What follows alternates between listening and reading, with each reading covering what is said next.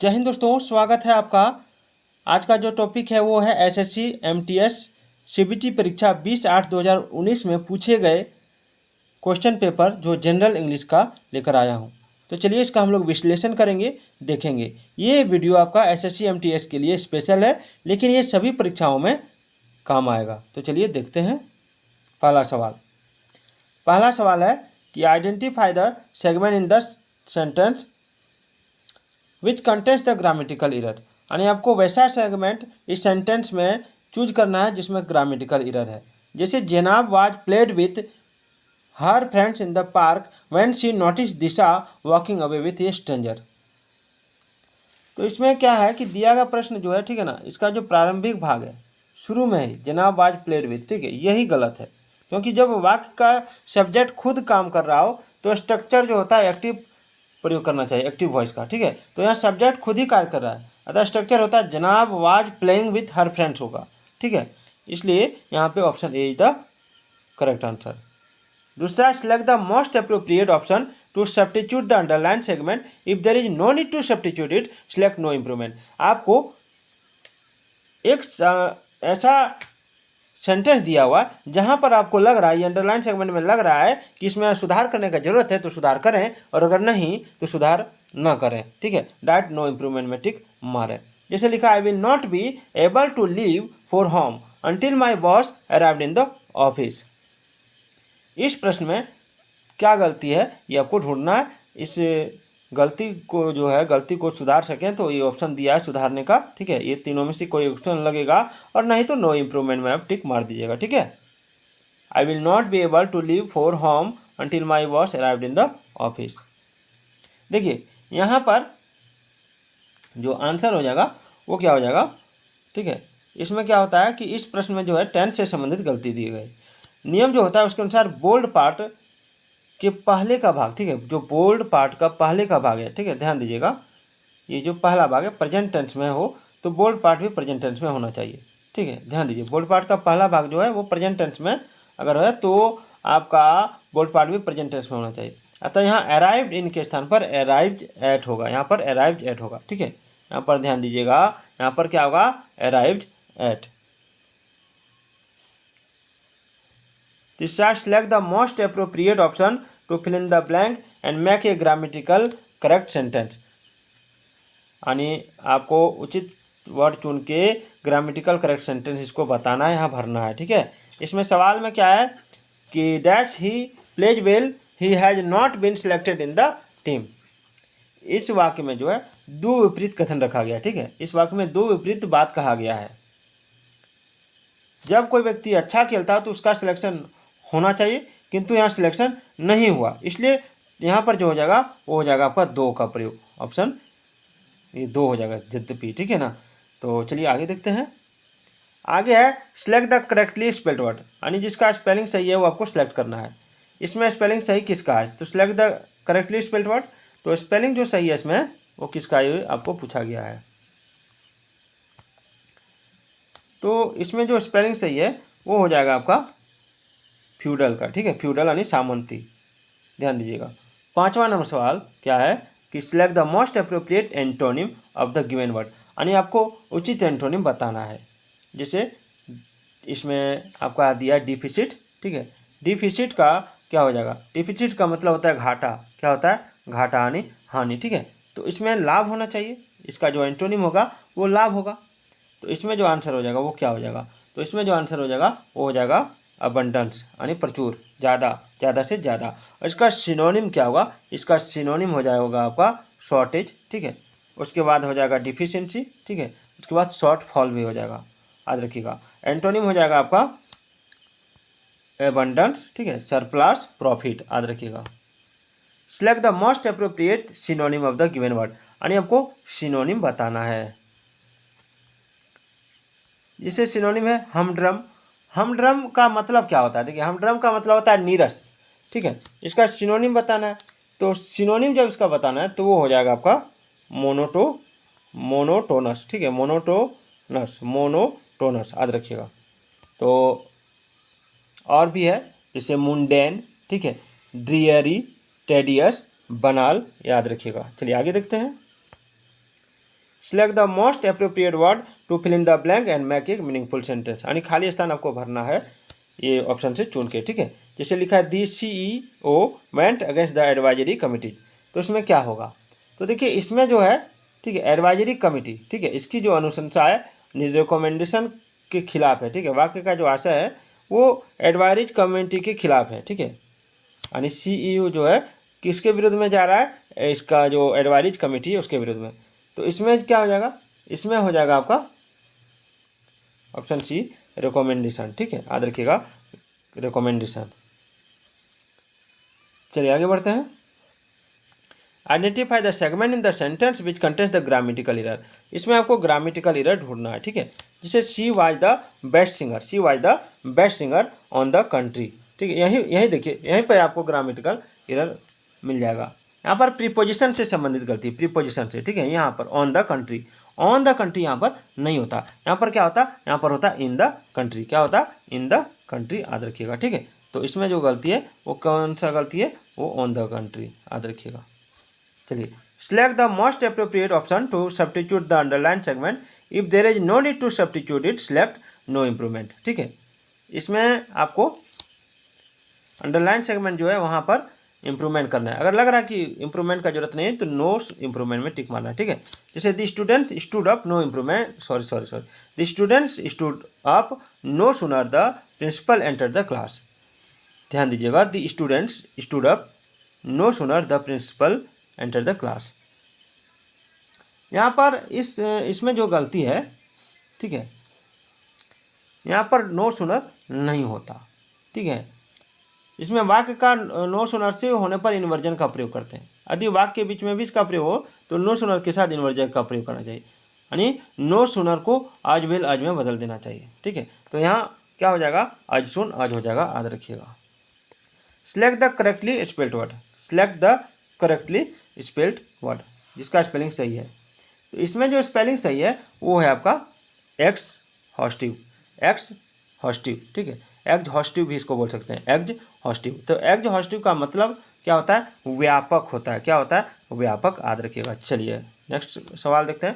Select the most appropriate meaning of the given idiom, यानी इस idiom का meaning आपको बताना है, जो उचित मीनिंग है, ठीक है ना, अप्रोप्रिएट मतलब उचित।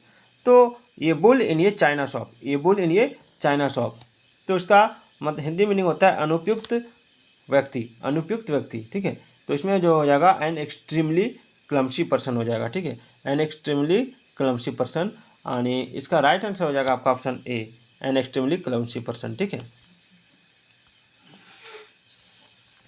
चलिए आगे देखते हैं। 12 नंबर सवाल है, select the most appropriate meaning of the given idiom, यानी इस इडियम का आपको मीनिंग बताना है। Hang up your boots, hang up your boots का मतलब क्या होता है, ध्यान दीजिए, हैंग अप योर बुट्स का मतलब होता है काम से अवकाश लेना, यानी छुट्टी लेना, यानी रिटायरमेंट ले सकते हैं, ठीक है ना। तो टू टेक रिटायरमेंट हो जाएगा इसमें। चलिए आगे बढ़ते हैं। 13 नंबर क्वेश्चन से 17 नंबर क्वेश्चन तक एक पैसेज दिया हुआ है, ठीक है। इसको इस पैसेज में आपको कहीं जहाँ जहाँ खाली स्थान है वहाँ भरना है, ठीक है। लिखा है the students dash listening to their teacher, देखिए इसमें दिया वाज वेयर, तो स्टूडेंट्स है तो वेयर लग जाएगा, जब स्टूडेंट्स आएगा तो क्या लग जाएगा, where. He dash a line on the blackboard, आप देखिए ही डैश ड्रीव, लाइन क्या होता है, लाइन को क्या करना पड़ता है, लाइन को जो होता है वो ड्रीव करना पड़ता है, इसमें ड्रीव हो जाएगा, आप देख सकते हैं 14 का ए हो जाएगा। उसके बाद है and ask the students how can you make this line smaller, और बच्चों से पूछता है कि इस लाइन को तुम छोटा कैसे कर सकते हो, तो dash of the students thought it was a very simple, dash of the students, तो इसमें एवरी, नो, एनी, मोस्ट क्या होगा। तो देखिए इस तरह का जो क्वेश्चन होता है इस स्थान पर मोस्ट का प्रयोग होगा, ठीक है, याद रखिएगा, क्योंकि वाक्य का आशय है अधिकतर स्टूडेंट्स, तो मोस्ट ऑफ, जहाँ ऑफ हो गया वहाँ एवरी नहीं होगा, ईच नहीं होगा, मोस्ट हो जाएगा, क्या हो जाएगा, मोस्ट। तो most of the students thought it was very simple, बहुत सारे अधिकांश छात्रों ने सोचा कि यह बहुत ईजी है, ठीक है ना। 16 नंबर में they said we can erase a part of the line and dash it smaller, तो 16 number line, thing, drawing, object, तो इसमें क्या होगा, तो इसमें हो जाएगा थिंग, ठीक है। इसमें जो हो जाएगा वो क्या हो जाएगा, वो हो जाएगा आपका थिंग, याद रखिएगा, सिंपल थिंग होगा। We can erase a part of the line and dash it smaller. तो इसमें रब, रिड्यूस, मैक या कट क्या हो जाएगा, रब, रिड्यूस, मैक या कट क्या हो जाएगा। तो हमेशा याद रखिएगा, खाली स्थान के बाद स्मॉलर होने के कारण यह अर्थ है कि छोटा करने के लिए मैक का प्रयोग करेंगे, किसका, मैक, ठीक है, एंड मैक इट स्मॉलर। चलिए आगे देखते हैं। 18 नंबर सवाल है, select of most appropriate word for the given group of words, ठीक है। ये ग्रुप ऑफ वर्ड है यानी वन वर्ड सब्स्टिट्यूशन वाला क्वेश्चन है, वन वर्ड में आंसर देना है। ये पर्सन मोटिवेटेड बाय इरेशनल इंथ्योजिम, ठीक है। तो इसमें जो हो जाएगा वो हो जाएगा आपका ऑप्शन बी, ठीक है, ऑप्शन बी, फेनेटिक, ठीक है। यानी फेनेटिक मतलब होता है धर्मांध या उन्मादी, ठीक है। और इसमें इन्फिडेल जो दिया इसका मतलब होता है नास्तिक, और एथिस्ट जो दिया इसका मतलब हो जाएगा नास्तिक, याद रखिएगा। और पॉलिथिस्ट मतलब होता है कई भगवान से विश्वास करने वाला, ठीक है, कई भगवान पर विश्वास करने वाला। चलिए अगला आपका नो इम्प्रूवमेंट वाला सवाल है। इसमें आपको जो अंडरलाइन सेगमेंट है यहाँ पर अगर कुछ गलती है तो उसको सुधार के इम्प्रूवमेंट करना है। तो लिखा Patel played every game that was played in the school. तो इसमें जो दिया गया, ठीक है, इसमें क्या हो जाएगा, इसमें दैट हैज बीन प्लेइंग, ये तो नहीं होगा, यहाँ पर देखते हैं that was playing, no improvement होगा। इसमें क्या हो जाएगा, नो इम्प्रूवमेंट। क्यों हो जाएगा नो इम्प्रूवमेंट, मैं आपको समझा देता हूँ। Patel played every game that was played in the school. देखिए इसमें क्या कह रहा है कि अंडरलाइन भाग सही क्यों है, क्योंकि रिलेटिव प्रोनाउन दैट के पहले रखा गया है और एंटीसीडेंट सिंगुलर है, इसलिए दैट के बाद वर्ब भी सिंगुलर है, ठीक है। यहाँ पर जो है एंटीसीडेंट जो है ये सिंगुलर है, इसलिए दैट के बाद भी वर्ब सिंगुलर है, ठीक है। तो ये सही है। उसके बाद है select the most appropriate option to fill in the blank and make a grammatical correct sentence. Rachna was angry with her father because he did not take her to the zoo as he. तो इसमें क्या होगा, इसमें पूरा past tense में है, पूरा जब पास्ट टेंस में है तो प्रोमिस तो होगा नहीं, ठीक है, प्रोमिसेस भी नहीं होगा। तो इसमें जो हो जाएगा वो हो जाएगा पास्ट परफेक्ट टेंस में, ठीक है, क्योंकि उसने वादा किया था तो हैड प्रोमिस्ड हो जाएगा। उसके बाद है identify the segment in the sentence which contains the grammatical error, यानी इसमें ग्रामेटिकल एरर आपको बताना है। Rashmi and me are planning to go on a road trip to Manali next summer. तो इसमें क्या हो जाएगा, तो इसमें जो गलती है वो आपको बताना है। देखिए यहाँ रश्मि एंड आई आर होगा, ठीक है, तो इसमें जो गलती है वो हो जाएगा रश्मि एंड मी, यानी यहाँ पर आई होता। Select the most appropriate synonym of the given word, यानी इसका उचित सिनोनिम आपको बताना है। ऑब्टेन का सिनोनिम क्या होता है, तो देखिए ऑब्टेन का सिनोनिम जो होता है वो होता है achieve, secure, procure, come by. तो इसमें क्या है, इसमें आपका अचीव है, यानी ऑप्शन ए हो जाएगा। Select the most appropriate word for the given group of words. तो इसमें जो ये ग्रुप ऑफ वर्ड्स है इसका आपको एक वर्ड में आंसर देना। एन इंट्रोडक्शन टू ये लिटरेरी वर्क। तो टू ये लिटरेरी वर्क, तो इसमें जो है वो हो जाएगा